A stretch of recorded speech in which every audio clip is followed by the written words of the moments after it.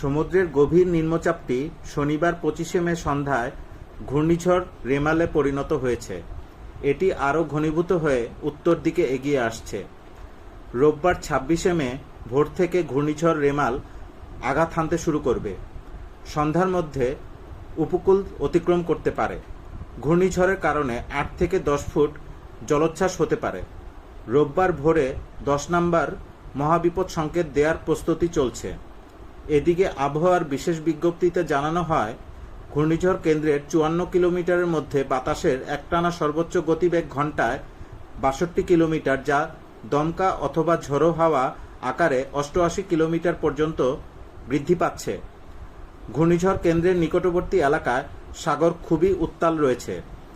পায়রা ও মংলা সমুদ্র বন্দরকে 3 নম্বর স্থানীয় সতর্ক সংকেত নামিয়ে তার পরিবর্তে 7 নম্বর বিপদ সংকেত দেখাতে বলা হয়েছে। চট্টগ্রাম ও কক্সবাজার সমুদ্র বন্দরকে 3 নম্বর স্থানীয় সংকেত নামিয়ে তার পরিবর্তে 6 নম্বর বিপদ সংকেত দেখাতে বলা হয়েছে।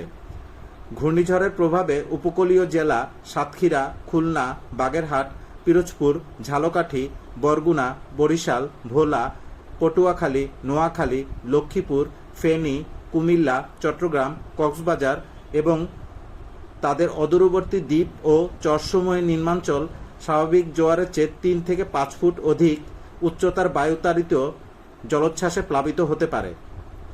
ঘূর্ণিঝড়ের প্রভাবে রাজশাহী, রংপুর, ময়মনসিংহ, ঢাকা, খুলনা, বরিশাল, চট্টগ্রাম ও সিলেট বিভাগে দমকা ঝোড়ো হাওয়া সহ ভারী 44 থেকে 88 মিলিমিটার থেকে অতি ভারী 289 মিলিমিটার পর্যন্ত বর্ষণ হতে পারে।